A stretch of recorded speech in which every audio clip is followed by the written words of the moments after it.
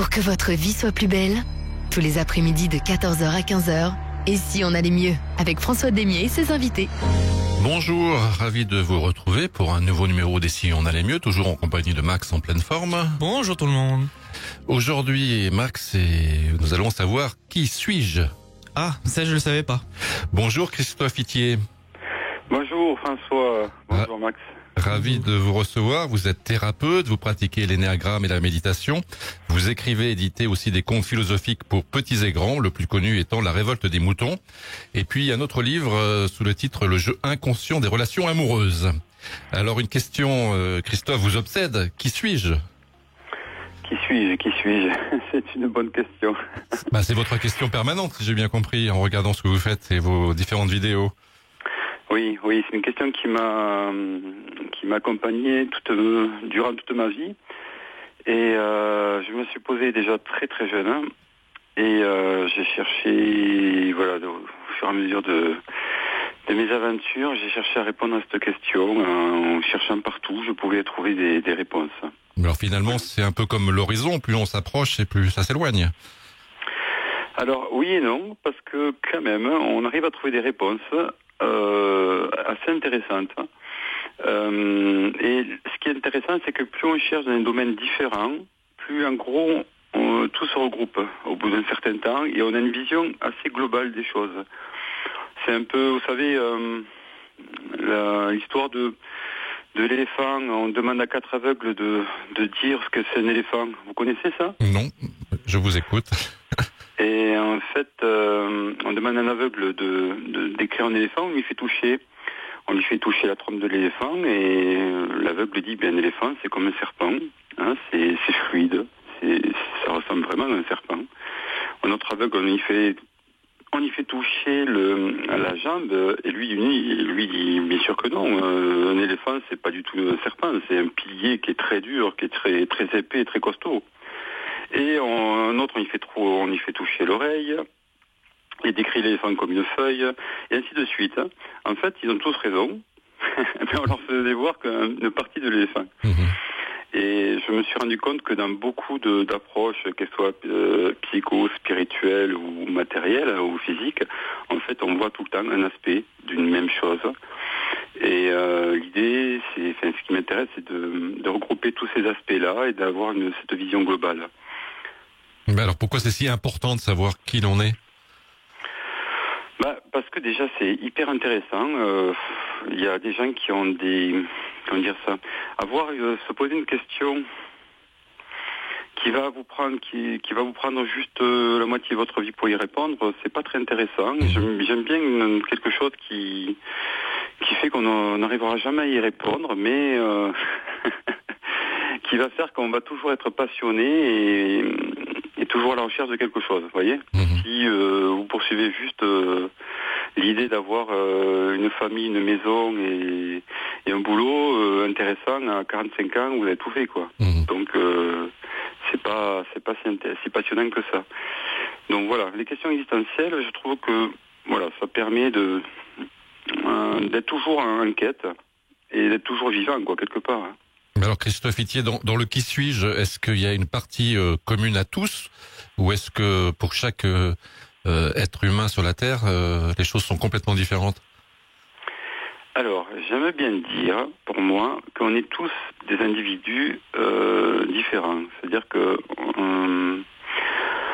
on est tous uniques, hein, dans le sens où l'ensemble de nos programmes qui nous composent sont, on va dire, l'assemblage est unique. Et le fait, par exemple, que là, au téléphone, assis là où je suis, en fait, dans l'espace-temps, il n'y a que moi. Il n'y a personne d'autre, il n'y aura jamais personne d'autre. Donc, on est unique. Par contre, là où on n'est pas unique, c'est dans nos croyances et dans nos comportements. Puisqu'en fait, on vit tous ensemble et on s'approprie des croyances qui sont liées à l'éducation, à la culture ou à nos parents. Et donc, là, on voit ce que décrit un peu l'énéagramme, par exemple, qu'on a tous à peu près des types de croyances similaires, des visions de vie similaires. C'est pour ça qu'on arrive à caser quelque part, entre parenthèses, des personnes dans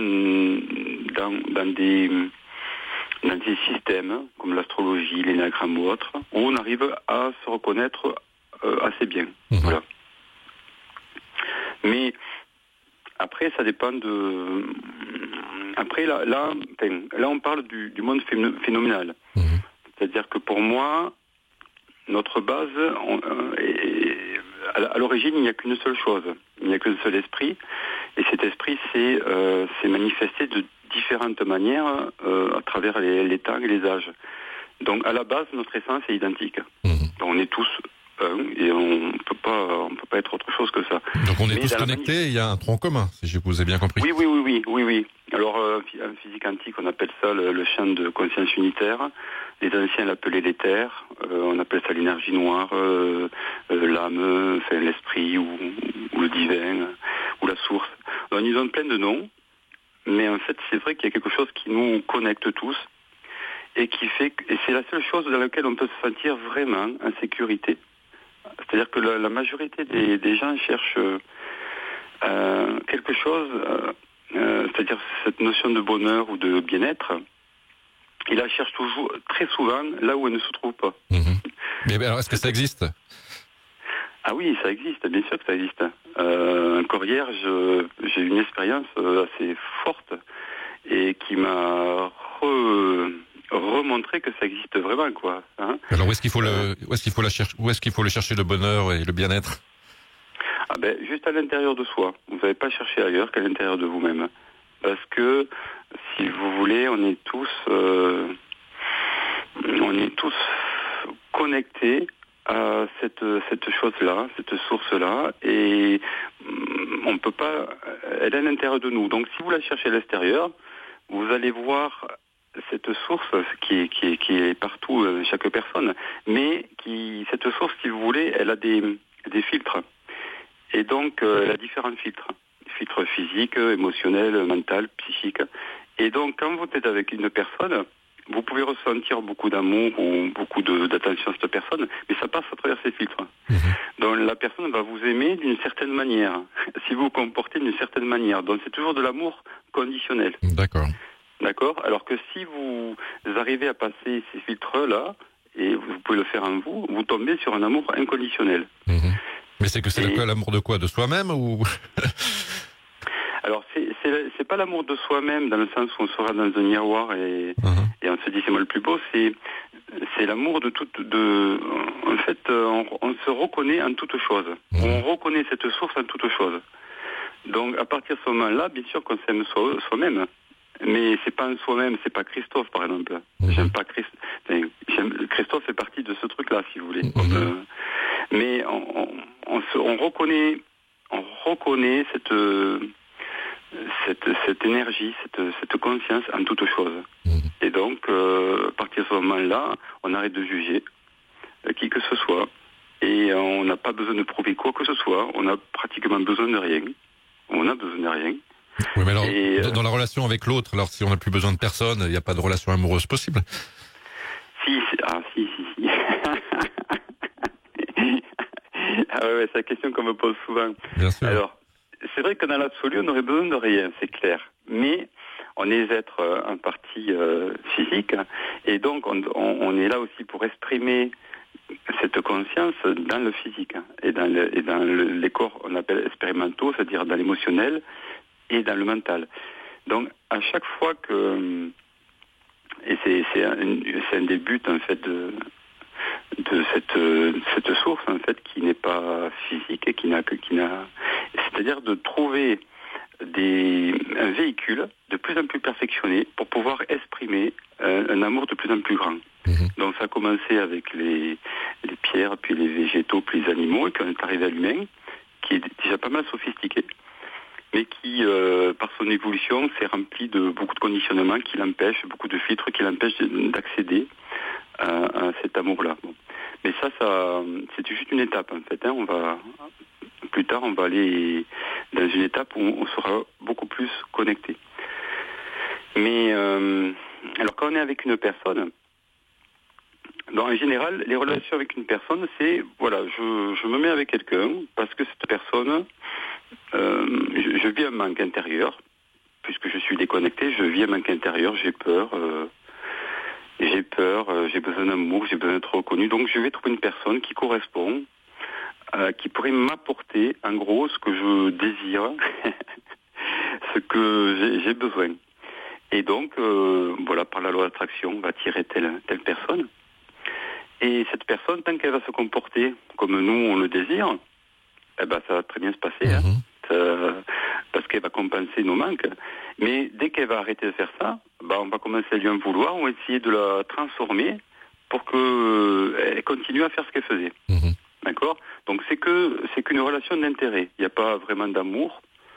On est axé là sur les 3 premiers chakras, c'est que de l'intérêt lié à la survie, au plaisir, au pouvoir. Hein, ça arrive dans beaucoup de cas aujourd'hui. Et dans le passé, ça arrive souvent, très souvent, depuis la nuit des temps, ce genre de cas. Oui, parce que non, pas depuis la nuit des temps, mais ça arrive depuis très longtemps, depuis qu'on a évolué. C'est-à-dire que la grosse époque où on est vraiment là-dedans, on va dire il y a 25 000 ans à peu près. Hein. Ouais, ça fait un bail quand même. Oui, ça fait un bail. C'est une expérimentation. Il faut voir ça comme une expérimentation. Et donc, à partir de là, donc on cherche à l'extérieur. Donc automatiquement, on sera tout le temps frustré. Puisqu'il n'y a personne sur Terre qui peut nous apporter complètement ce qu'on désire. Ça n'existe pas. Puisque chacun, on a des blocages, on a des filtres, donc c'est pas possible. Et donc, une fois que en vous avez réussi à dépasser ces filtres et à vous être connecté à la source qui est commune à tout le monde, ben, en fait, c'est vrai que là, vous n'avez plus vraiment besoin des autres. Puisqu'en fait, vous êtes nourri par cette source-là. Donc, tout ce que vous cherchez à l'extérieur, vous l'avez à l'intérieur. Maintenant, ce que vous allez chercher à faire, c'est que vous allez communiquer, chercher à communiquer cela avec les autres. Bien sûr, oui. Et c'est là où c'est intéressant, où il faut être assez pédagogue, parce que c'est pas toujours évident. Mais si vous vous mettez en couple, vous allez pouvoir vous mettre en couple qu'avec quelqu'un qui est à peu près à votre niveau. Mais dans ce cas-là, on n'apprend rien dans ce cas-là, il n'y a pas de... Si, parce que vous vous mettez avec quelqu'un qui est complémentaire à vous. C'est-à-dire quelqu'un qui va vous comprendre, mais qui va être complémentaire à vous sur le plan expérimental.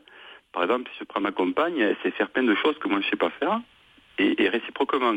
Mais ce qui fait que...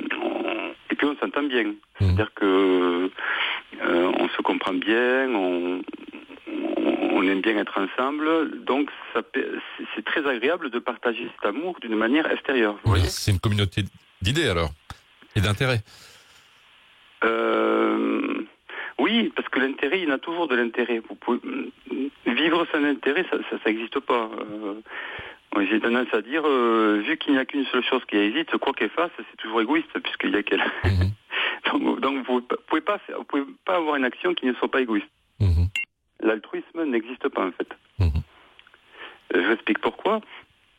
C'est parce que, imaginez, on agit à la base par le manque, d'accord ?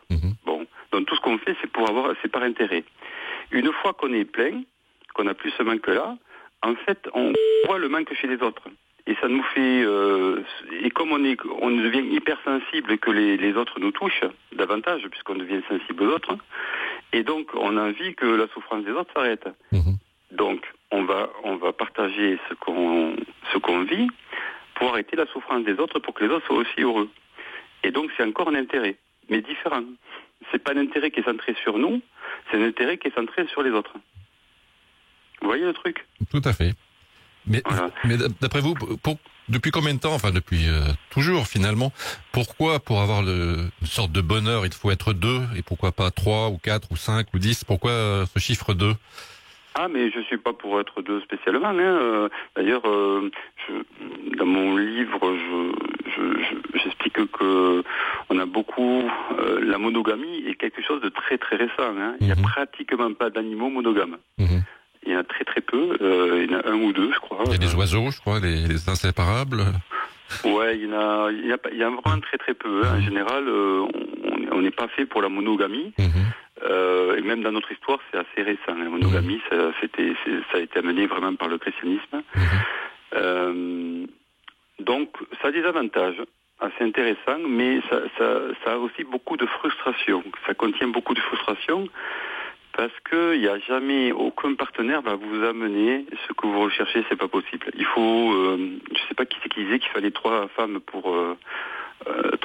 faire la femme idéale ou 3 hommes pour faire l'homme idéal. Et mon expérience montre que c'est vrai. Donc, moi, je serais plutôt pour la polygamie, mais pas la polygamie qu'on a vécue jusqu'à maintenant, qui n'est pas la polygamie, qui est la polygénie. C'est-à-dire que c'est un homme qui a plusieurs femmes. Voilà. Et ça, ça vient de notre culture patriarcale et qui, là, crée beaucoup plus de problèmes que la monogamie. Hein, parce qu'il y a encore plus de frustration et de crimes. Non, alors que si vous créez vraiment une polygamie vraiment réelle, là, c'est intéressant. Alors, comment vous la voyez c'est juste un homme avec plusieurs femmes ou plusieurs hommes, plusieurs femmes? Alors, c'est très difficile à faire actuellement. Alors, on le fait tous, plus ou moins, parce que je pense qu'une personne sur 2 a toujours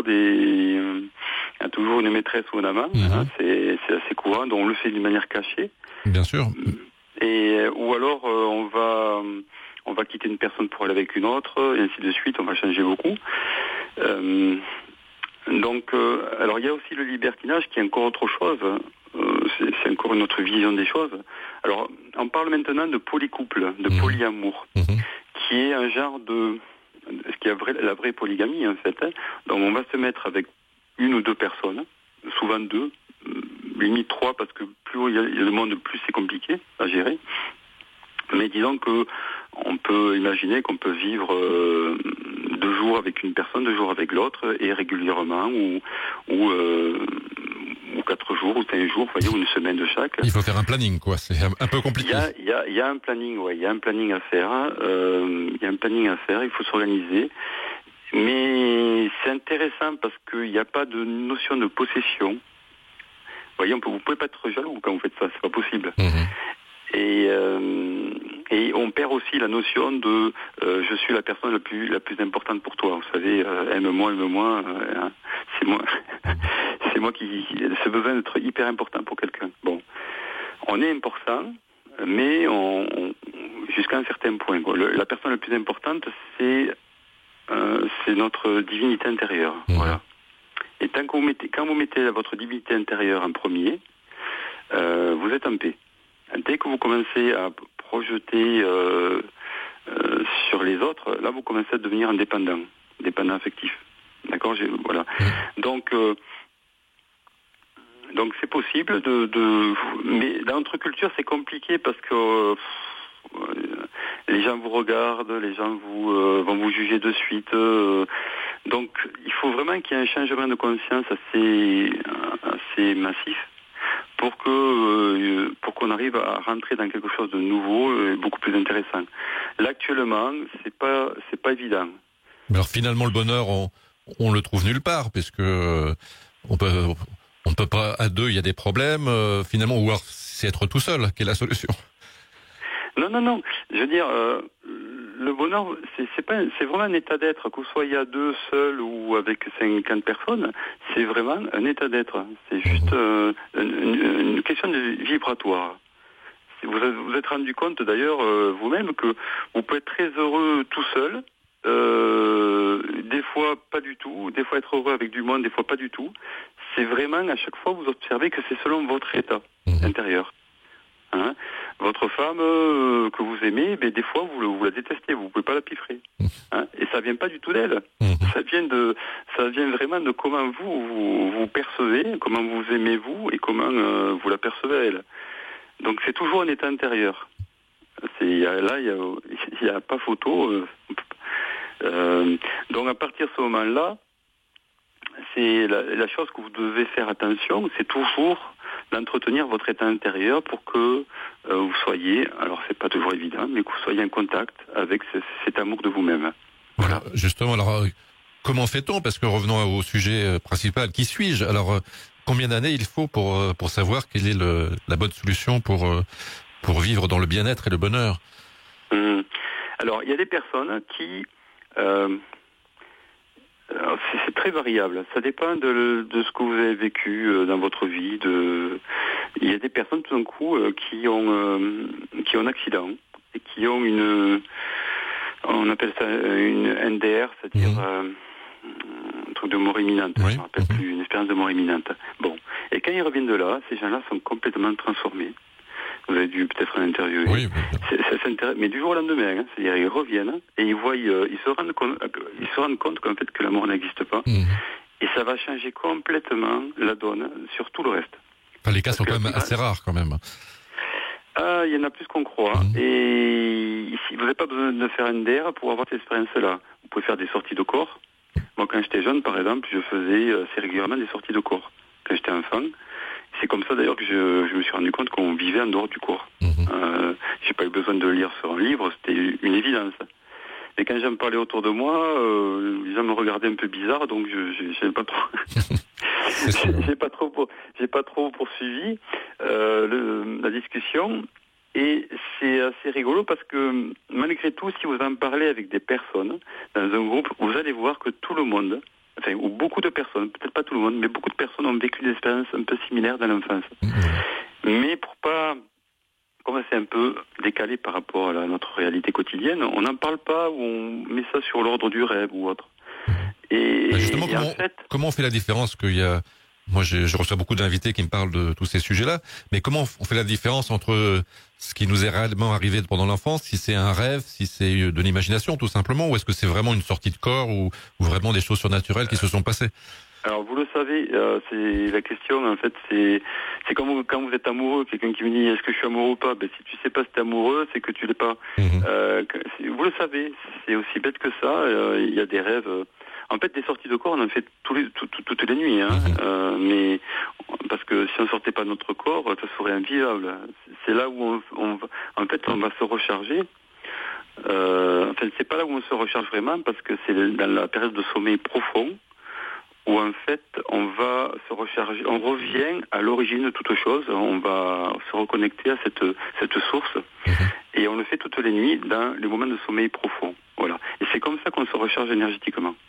C'est pas tellement en mangeant, ou c'est pas tellement en faisant autre chose. C'est surtout notre première alimentation, c'est par le sommeil. On va se recharger. Et après, le reste du temps, on va se balader sur d'autres mondes ou autres parce qu'on vit sur plusieurs niveaux.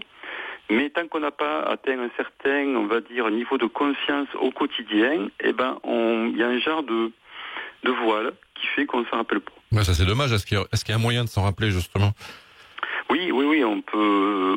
Il y a des exercices, il y a des bouquins qui parlent de ça, des exercices qu'on peut travailler pour arriver à faire ça d'une manière consciente. Mais c'est surtout le travail de la conscience au quotidien. Je vous explique ça parce que, en règle générale, nous en tant qu'êtres humains, nous sommes pratiquement tout le temps en état d'hypnose. C'est-à-dire que ce qu'on appelle l'état de conscience habituel, c'est un état d'endormissement. On est en état d'hypnose. On s'en aperçoit même pas.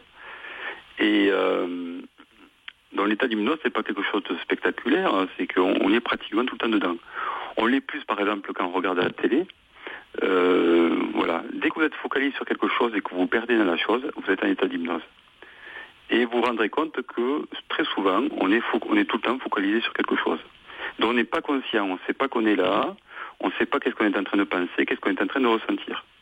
Voilà. Et donc le travail à faire, c'est ce qu'on appelle travailler la pleine conscience, c'est travailler tout le temps à revenir sur qu'est-ce que je suis en train de ressentir, qu'est-ce que je suis en train de penser, le rôle un petit peu d'observateur, vous voyez, de ne pas vous laisser happer par la réalité. Bon, c'est ce qu'on fait en méditation. Et petit à petit, plus vous faites ça, et plus vous vous rendez compte, ça fait un peu peur, mais que vous vous rendez compte que personne n'est conscient.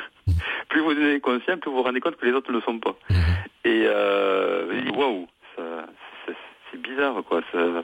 Des fois même, on dirait que les gens sont des marionnettes qui sont complètement manipulées par le mental. C'est-à-dire, je donne souvent l'image d'un oiseau. Vous avez déjà vu des oiseaux, en fait, qui picorent par terre. Et en fait, ils sont tout le temps dans la vigilance. Vous savez, ils sont en train de regarder à droite, à gauche, clac, clac, clac, clac.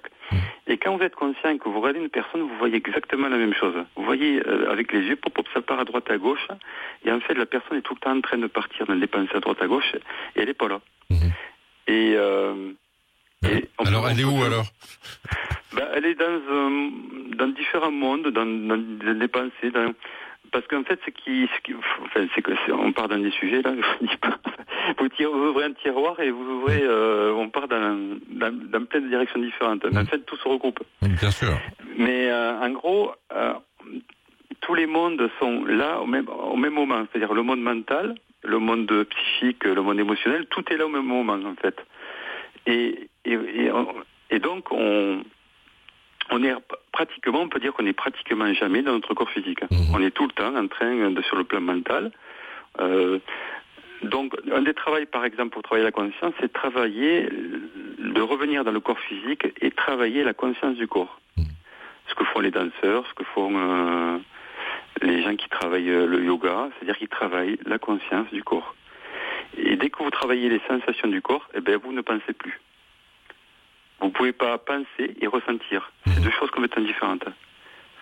Ça peut aller très vite d'une à l'autre, mais vous ne pouvez pas le faire en même temps. Dès que vous êtes concentré sur quelque chose, vous arrêtez de penser. Et donc le travail, qu'on peut faire par la méditation, le qigong ou le yoga, tout ce qui va vous intérioriser en fait, c'est de retrouver cette conscience corporelle et qui va faire taire le mental. Et en faisant taire le mental, vous allez pouvoir capter davantage votre essence. Si on n'y arrive pas, c'est que le mental fait trop de bruit en général. Et comme il est toujours porté sur l'extérieur, à chercher quelque chose à l'extérieur, en fait, on n'écoute pas. Donc tout le travail, c'est de se recentrer et d'être à l'écoute de plus en plus fine. Et si vous faites ça, dans la nuit, vous allez vous rappeler de plus en plus de tous vos rêves. Et vous allez voir que vous rêvez beaucoup. Vous avez 4 ou 5 rêves d'affilée, et vous pouvez vous rappeler absolument tous les rêves.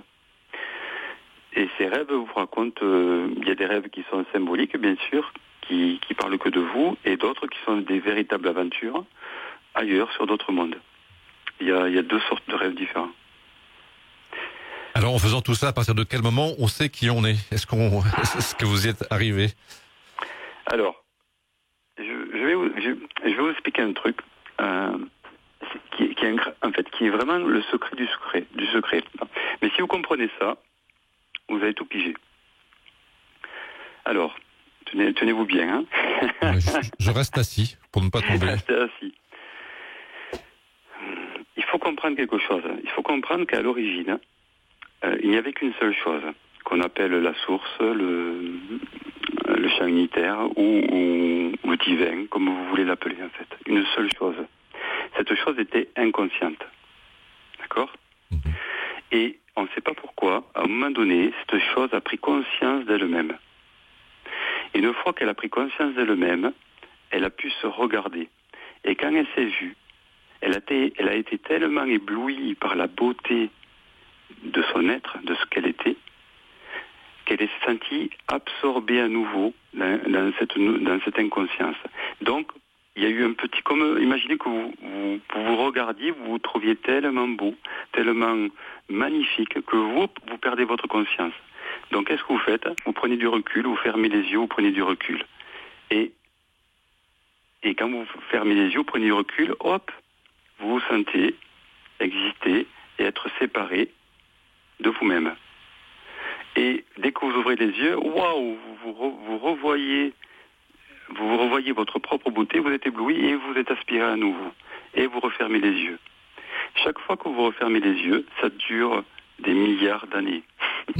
Chaque fois que vous les ouvrez, c'est un bing-bang de joie et un univers est créé.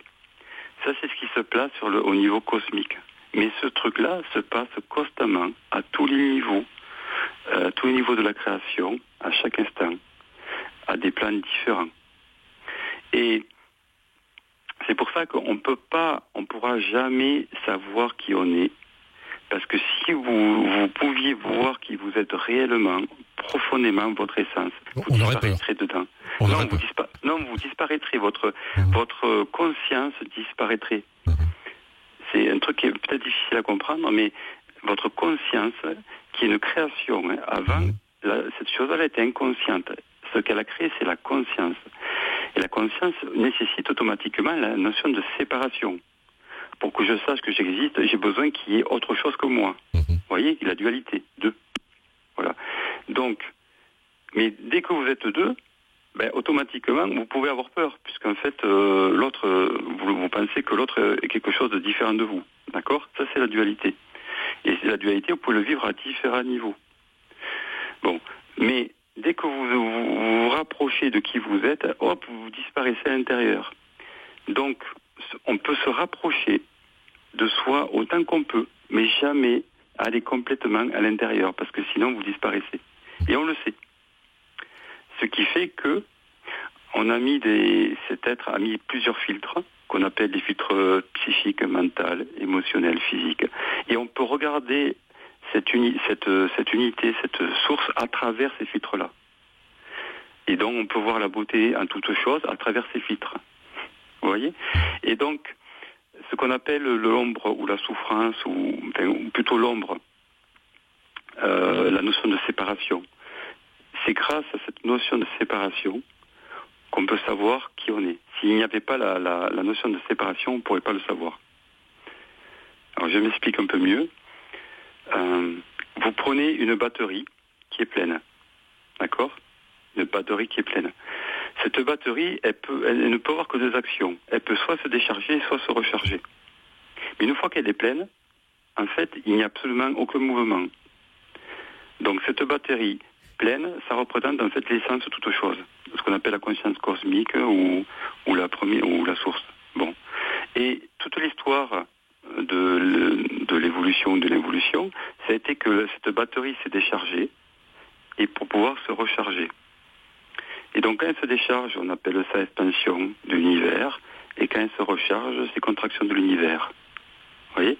C'est toute une boucle. Et ça, on le vit dans chaque instant.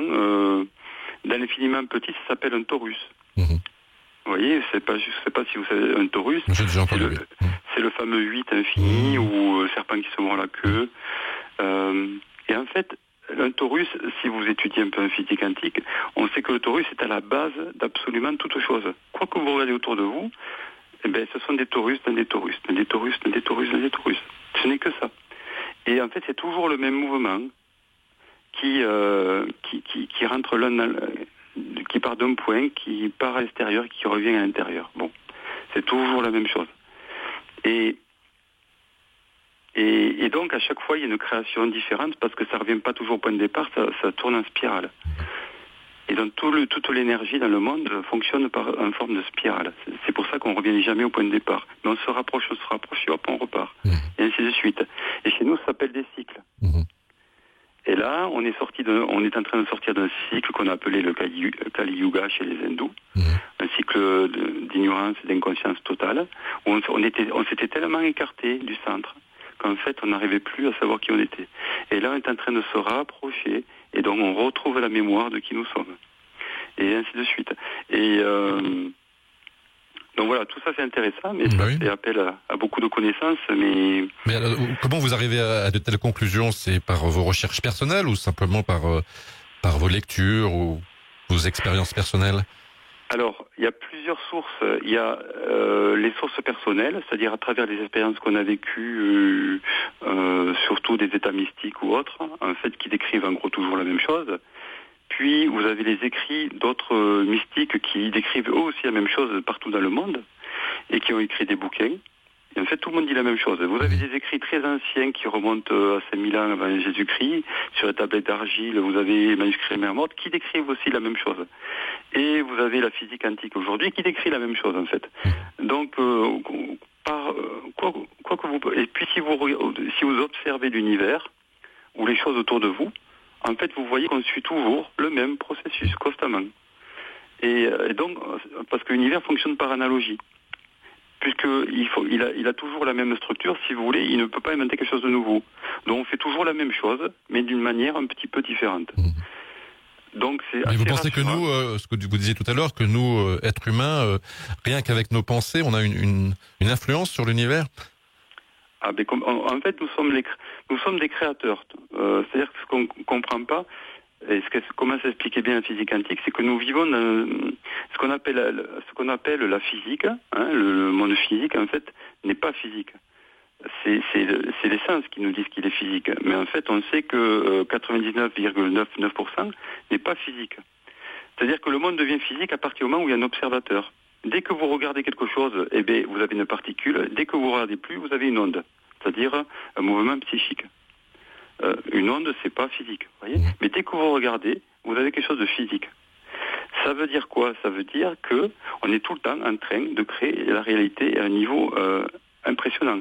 Mais on ne s'en rend pas compte parce que, par exemple, on s'est rendu compte qu'on recevait à peu près, au nombre d'informations, on en reçoit à peu près 400 milliards de bits d'informations à la seconde. Et on en est conscient que de 2000 sur 400 milliards. Vous voyez, de 2000. C'est déjà pas mal, 2000. Ouais, mais c'est vraiment rien, quoi. C'est-à-dire qu'on se rend pas compte. Tout le reste, c'est ce qu'on appelle l'inconscient, si vous voulez. Bon. Et on se rend pas compte qu'en fait, on est tout le temps en train de faire des trucs, ou qu'on est en train de recevoir des choses, mais on n'en a pas conscience. Et donc, on a l'impression qu'on n'a aucun rôle dans ce qui se passe autour de nous. Alors que si vous commencez à observer vos pensées, ce que vous émettez, ce que vous ressentez, vous allez voir que vous êtes constamment en train de créer l'univers autour de vous. Et c'est le principe de la loi d'attraction que vous pouvez valider, vous pouvez observer. Moi, ça fait 20 ans que je la mets en pratique et que je l'observe. Et c'est évident que ça fonctionne à tous les coups. Regardez vous-même, regardez dans quel état vous êtes. Si vous êtes bien, vous êtes en paix intérieure et que vous communiquez avec des personnes, vous allez voir immédiatement les personnes tout autour de vous, tous les gens vont changer d'attitude. Alors que si vous n'êtes pas bien, automatiquement vous allez voir des gens qui vont... Donc on est constamment en train de s'influencer et d'influencer le monde autour de nous. Ça va à la vitesse de la lumière. Donc c'est important de voir que si on veut être heureux, tout simplement, il suffirait qu'on soit constamment concentré sur des pensées positives et des ressentis positifs, et il ne pourrait absolument pas nous arriver quelque chose de négatif. C'est impossible. Eh bien, Christophe Itier, on va marquer une première pause. On se retrouve très vite. La suite aujourd'hui avec Christophe Itier. Depuis dans la première partie de l'émission, on aborde le thème de qui suis-je. Alors, Christophe, vous êtes aussi thérapeute. Donc, qui vient vous voir? Qu'est-ce que vous offrez comme type de thérapie? Alors ça dépend. Alors moi j'ai grappillé un petit peu partout parce que je suis très curieux, donc chaque fois qu'il y a un truc qui sort, je vais voir de quoi ça parle. Donc je suis c'est un peu, vous savez, vous connaissez la PNL, vous voyez ce que c'est? Oui, bien sûr. Ouais. En fait, la PNL, ce sont des Américains qui, à un moment donné, ont grappillé toutes les techniques qui existaient déjà et qui fonctionnaient. Ils sont allés dans l'hypnose, ils sont allés dans la Gestalt, ils sont allés un petit peu partout. Et ils ont dit, voilà, ça fonctionne, on le prend. Ça marche, on le prend. Et ils ont fait, c'est devenu ce qu'on appelle la PNL. Donc la PNL est un patchwork de plein de techniques différentes qui fonctionnent. Enfin, selon ce que la demande. Moi, j'ai fait un peu la même chose sans savoir que je faisais ça, en fait, d'une manière automatique. Et donc, quand j'ai des personnes qui viennent me voir, en général, je commence toujours par l'énagramme parce que l'énagramme permet de bien comprendre. À une seule séance, vous voyez bien les croyances, les programmes qui sont implantés dans la personne. Vous pouvez rappeler ce que c'est? On a fait une émission, mais il y a très très longtemps. Alors, l'énagramme, c'est une étude des différents types de comportements et de croyances des différents individus qu'il y a sur la Terre, dont on a trouvé qu'il y en avait à peu près 9. Donc, c'est 9 croyances de base qui sont liées à des peurs, qui sont liées à des visions que vous mettez en place quand vous êtes enfant, et qui fait que vous allez toujours vous comporter toujours d'une certaine manière suivant la croyance que vous avez mis en place. Si par exemple mon père était violent avec moi ou m'a tabassé, tout ça, en fait, je vais mettre en place la croyance que le monde peut-être est dangereux, et surtout les hommes. Et donc, je vais toujours avoir un problème avec le sexe masculin et je vais toujours me méfier des personnes, notamment des hommes, vous voyez. Donc, c'est des choses comme ça qu'on met en place enfant et qui nous poursuivent constamment. Donc, vous vous déprogrammez après? Ah oui, ce sont des programmes. On est tous programmés, de toute façon. Mais vous arrivez à faire à déprogrammer, vous avez la technique alors? Oui, après, une fois qu'on a trouvé ça, en fait, on peut déprogrammer. C'est ça qui est intéressant, c'est d'enlever les programmes qui ne sont plus utiles. Parce qu'ils ont été utiles à un certain moment dans votre vie, pour votre survie, mais les circonstances ont changé et vous continuez à utiliser le même programme. Vous voyez ? Donc tout ce qu'on fait à un moment donné dans notre vie, c'est la réponse qu'on donne est toujours la meilleure solution par rapport à aux choses qui sont présentées à nous, si vous voulez. Donc si vous tombez malade, c'est la meilleure réponse que vous avez trouvée pour répondre à la situation qui se passe à ce moment-là pour vous. Bon. Le problème, c'est que l'inconscient, il est un peu stupide. C'est comme un enfant de 3 ou 4 ans, et il répète toujours les mêmes choses. C'est-à-dire c'est votre protecteur. Bon. Donc, si vous êtes monté sur scène et qu'on s'est moqué de vous, il va vous dire, ne monte plus sur scène, c'est vachement dangereux. À chaque fois, tu vas voir, on va se moquer de toi, tu vas voir ça. Et donc, il va toujours, dès que vous allez, 10 ans plus tard, vous allez vouloir monter sur scène, et en fait, il va vous empêcher de monter, il va vous dire non, vous avez paniqué grave. Vous voyez ? Donc, ce sont plein de programmes qu'on a, et qu'on peut enlever, alors soit d'une manière consciente, certaines, juste en mettant en évidence cette croyance, et d'une manière consciente, on peut choisir de plus rentrer dedans, c'est-à-dire affronter sa peur, d'une manière consciente, c'est-à-dire j'ai peur de quelque chose, ok, j'y vais, et je vais la dépasser. J'ai eu peur à une certaine époque, mais là c'est fini, je suis grand maintenant, j'ai plus peur, donc je vais la dépasser. Soit on le fait d'une manière inconsciente, en passant par l'hypnose, où on va déprogrammer des choses en parlant directement à l'inconscient. Voilà. Après, il y a d'autres outils. Mais donc c'est par l'hypnose que vous arrivez à trouver les différents problèmes ? Alors, il n'y a pas toujours besoin de trouver le problème, parce que en hypnose, quelque part, on s'en fout de l'origine, c'est pas très important. On sait juste que l'inconscient, on demande juste à l'inconscient de changer de programme, en fait. On lui dit, voilà, là, ce que tu fais, c'est pas terrible, donc est-ce que tu peux trouver une autre solution beaucoup plus intéressante à la situation actuelle. Et on ne cherche pas trop à savoir quand c'est qu'elle a commencé. On peut le faire, parce que c'est intéressant. Mais on n'en a pas vraiment besoin. Vous voyez ? C'est ça qui est chouette aussi, parce qu'il y a des programmes qui remontent des fois à des vies passées. Donc pour aller les rechercher, c'est un peu compliqué. Donc il y a beaucoup de programmes qui remontent à des multiples vies. Donc l'efficacité fait que, voilà, on n'a pas besoin de toujours savoir d'où vient la problématique. On lui demande juste à l'inconscient de la modifier, point. Vous voyez ? C'est le plus important.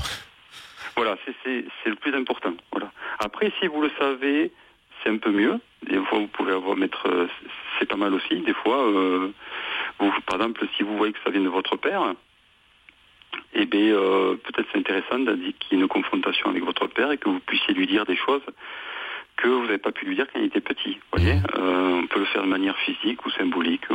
Voilà. Il y a plein de solutions. C'est chaque fois chaque cas est particulier. En gros. Et alors, chaque cas, on arrive à retrouver le bien-être, à nager dans le bonheur. C'est possible ou c'est vraiment un travail sans fin ? Ah non, c'est pas sans fin, heureusement. Sinon, par contre, ce qui se passe, c'est que on va vers des choses de plus en plus subtiles. Au début, on enlève les grosses couches, et après, on se rend compte qu'il y a des petits trucs de plus en plus subtils. Parce que s'il y avait rien à faire, on s'ennuierait quelque part. Vous voyez. Le bonheur, tout le monde cherche ça, mais en fait, je pense que si on y était vraiment dedans, je pense qu'on s'ennuierait profondément. Ah. Donc, il faut quand même un certain niveau de bonheur, mais il faut aussi qu'il y ait un petit peu de défi, vous voyez. Donc, qu'on ait quelque chose à chercher. S'il y a rien à chercher, voilà quoi, l'histoire est finie et puis on va s'endormir. Donc, voilà, il faut enlever ce qui fait souffrir beaucoup, qui est pénible, et après, petit à petit, on va aller affiner sur des choses un peu plus subtiles. Mais alors, est-ce que le bonheur, ça peut servir de rempart contre certaines maladies qui pourraient nous arriver? Oui, en fait, ça sert surtout de rempart. Une maladie, déjà, le fait que vous soyez malade, qu'est-ce que c'est une maladie? C'est souvent lié à une erreur de vision. C'est-à-dire, vous voyez quelque chose d'une mauvaise manière, on va dire, et ça va provoquer en vous un blocage énergétique. Ce blocage énergétique va provoquer un blocage qui va devenir après ce qu'on appelle physique, ce qu'on appelle une maladie. Donc, si vous êtes heureux, normalement, vous ne pouvez pas avoir de maladie. Enfin, il y a aussi l'alimentation, la pollution qui joue aussi. Oui, parce que, mais voilà, c'est vrai que la pollution joue, mais la pollution, c'est aussi quelque chose qui, voilà, quand je dis ça, parce que on va dire que le physique influence sur le psychique et le psychique sur le physique. Si vous mangez mal, d'accord, au bout d'un moment, vous allez saturer vos organes physiques et vous allez tomber malade. C'est clair. Bon. Mais si vous mangez mal, c'est que vous avez aussi un problème psychique à la base. C'est-à-dire que vous n'êtes pas équilibré. D'accord? Parce que si vous vous écoutez vraiment, vous mangeriez pas mal, c'est pas possible. Ou alors qu'on n'a pas forcément la connaissance ou qu'on ne s'intéresse pas à... on n'a surtout pas le ressenti. Le ressenti aussi, oui. Et puis, voilà, c'est la vie moderne. Les gens n'ont pas toujours le temps d'acheter des choses à midi de qualité. Ils mangent des sandwichs ou des choses très rapidement dans la rue. Donc, c'est aussi une question de temps aussi. Tout à fait. Mais il faut vraiment bien comprendre qu'on est dans une période où on nous apprend que des conneries. C'est-à-dire que à l'école, tout ce qu'on sait, on le sait pratiquement par nos parents ou par l'éducation. Et l'éducation, on nous apprend absolument rien qui est important pour notre bonheur. On nous apprend que des choses qui nous servent à être fonctionnels, d'accord? Pas à être heureux. Et nos parents ne font que répéter ce qu'on leur a dit. Donc ça fait pas mal d'années qu'on nous apprend rien d'intéressant. Voilà. Des fois quelques trucs. Mais on nous apprend à être fonctionnels, point. Donc on est tous mal informés ou désinformés et on continue à manger des choses qui sont mortes 3/4 du temps. Et quand vous mangez la nourriture, la majorité de la nourriture que vous mangez est morte. Donc si vous mangez quelque chose de mort, je parle énergétiquement, vous n'avez pas d'énergie. Donc automatiquement, vous allez employer plus d'énergie à digérer ce que vous avez ingurgité et ça va vous fatiguer. Heureusement que la nuit vous dormez et vous récupérez. Bon, si vous mangez quelque chose de vivant, vous prenez l'énergétique. Parce que rappelez-vous que ce qui est physique, en fait, n'est pas vraiment physique. C'est une illusion. Quand vous touchez avec votre main, vous tapez sur votre genou, vous touchez rien de physique, en fait. Ce sont des croyances qui s'opposent. C'est-à-dire que ce sont deux champs électromagnétiques qui s'opposent. Parce que vous croyez que vous avez un genou dont votre main ne peut pas le traverser. On est dans un monde holographique. Il faut le comprendre. On est en fait un pur esprit qui a créé des filtres pour croire qu'on est certaines choses. Donc là, il n'y a pas de souci par rapport à ça. De la nourriture, c'est aussi de l'énergie. Donc par contre, si vous mangez quelque chose de, on va dire entre parenthèses, mauvais pour vous, mais que vous le mangez en croyant que c'est très bon pour vous, vous allez transmuter la chose. Vous voyez? Donc il y a des gens qui aiment manger, et qui se régalent de manger et qui ne tombent pas malades, même s'ils mangent extérieurement, ils disent mais ils bouffent la merde, mais ils ne tombent pas malades parce qu'en fait le plaisir de manger va transformer le contenu énergétique de la chose. Ce qui s'appelle manger en conscience finalement. Voilà, manger en conscience et manger aussi avec plaisir. Donc c'est la première chose, si vous devez mettre des hiérarchies, vous devez d'abord manger avec plaisir ce que vous mangez, ensuite vous devez manger, c'est la qualité, et ensuite la quantité. Et si vous faites les deux premiers, en fait, la quantité, vous avez besoin de manger très très peu. On mange beaucoup parce qu'on est complètement à côté de la plaque et que on se remplit d'une manière émotionnelle pour compenser. Mais vraiment, on pourrait manger 3 fois moins sans aucun problème et il y a une forme d'enfer. Moi, j'ai un collègue qui part en montagne une semaine avec des personnes qui veulent expérimenter ça. Et j'ai fait l'expérience, on mange que ce qu'on trouve dans la montagne, c'est-à-dire on mange essentiellement des plantes, et la base c'est l'ortie. L'ortie contient à peu près 70% de tout ce que votre corps a besoin. Donc après, vous compensez avec 2-3 autres plantes et vous avez tout ce qu'il vous faut. Eh bien, c'est une expérience à faire parce que vous vous rendez compte que vous allez manger en gros dans la journée 2 repas et à chaque repas, vous allez prendre trois poignées d'ortie mélangées avec d'autres trucs, avec un petit peu de sauce. Vous avez du plaisir à manger de l'ortie, vous? Ah ouais, moi je mange très souvent, c'est très très bon. J'ai pas encore essayé. Mais bon, c'est vrai que sur Paris, vous devez pas avoir beaucoup d'ortie, mais c'est vachement bon. Mais il faut la manger fraîche, en fait. Elle pique pas, si vous l'écrasez, elle pique pas. Et on peut faire plein de choses avec l'ortie. Et vous mangez ça avec d'autres plantes, ça a très bon goût, et ça vous rassasie de suite. Et vous avez pratiquement rien mangé, et vous avez une pêche, mais d'enfer. Vous courez partout dans la montagne. C'est vraiment impressionnant. Et tous les gens qui font cette expérience sont vraiment bluffés parce que la nourriture est vivante, elle est riche et en fait ça alourdit pas votre estomac. Donc vous êtes en super forme. Voilà. Et c'est gratuit en plus. C'est génial parce que il y a vraiment c'est rare les choses gratuites. Ben ouais, mais bon, on a affaire à des personnes qui nous gouvernent, qui savent très bien tout ça et qui font en sorte que de nous vendre quelque chose qu'on pourrait avoir de gratuit. Bon, voilà, ça c'est notre histoire. Mais les solutions, il y en a partout. Simplement, on est tellement désinformés, tellement dans un égrégore d'inconscience et d'ignorance que, voilà. Bon, la bonne nouvelle, c'est que tout ça est en train de changer. Ça, vous y croyez? Vous faites partie de ce mouvement de gens qui pensent qu'on vit un changement? Ah oui, il n'y a pas de souci, oui. Et il y a des changements. On va le voir ou ça va prendre combien de temps? Oui, vous allez le voir. Et même, je peux vous dire que vous allez commencer à voir les choses à partir du mois d'avril, de mars-avril.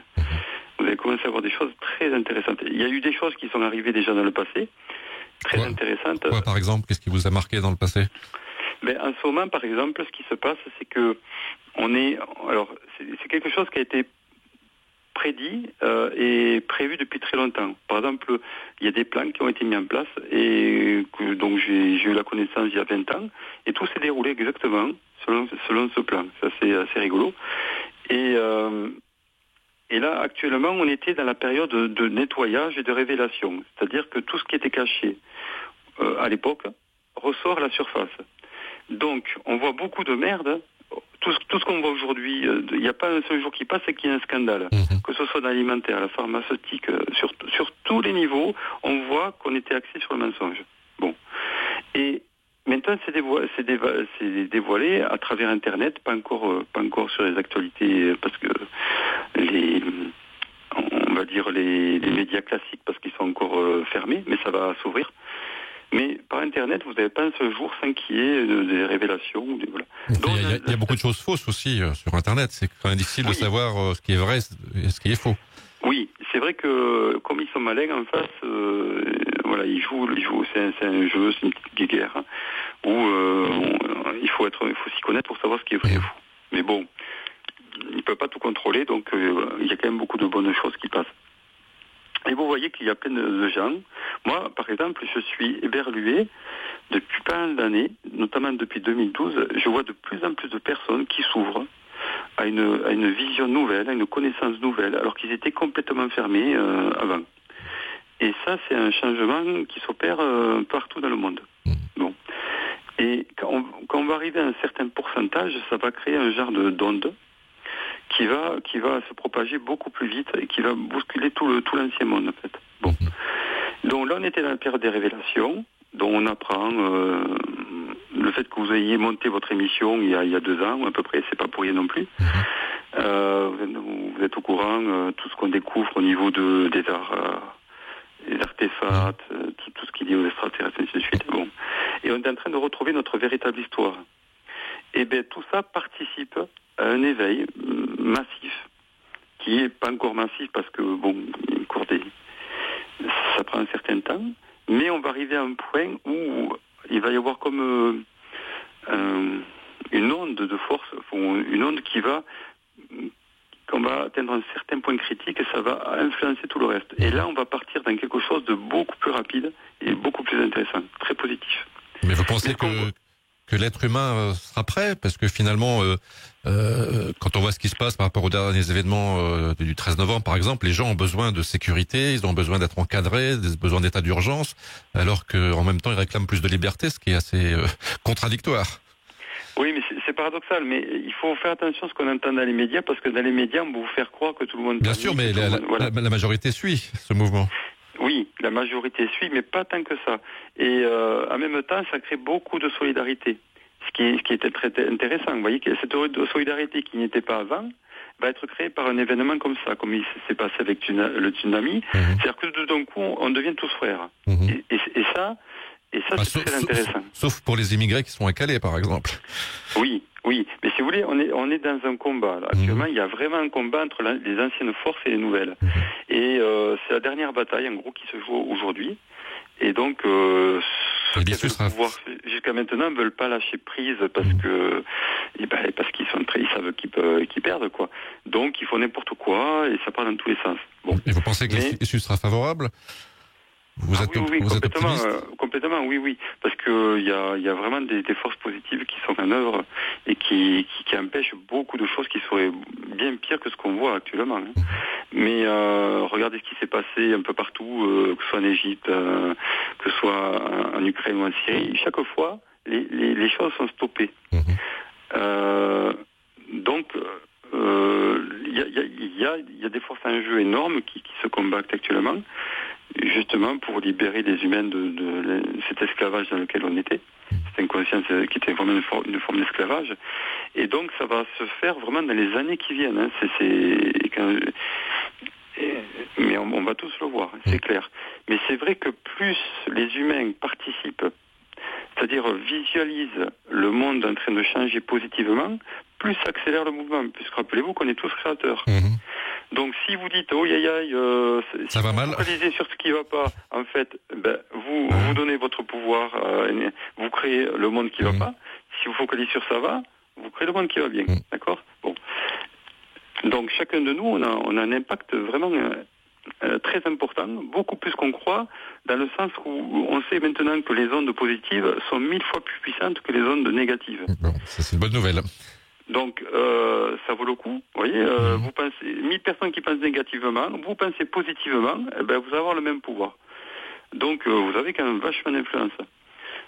Eh bien, ça veut pas dire qu'il faut fermer les yeux sur ce qui se passe.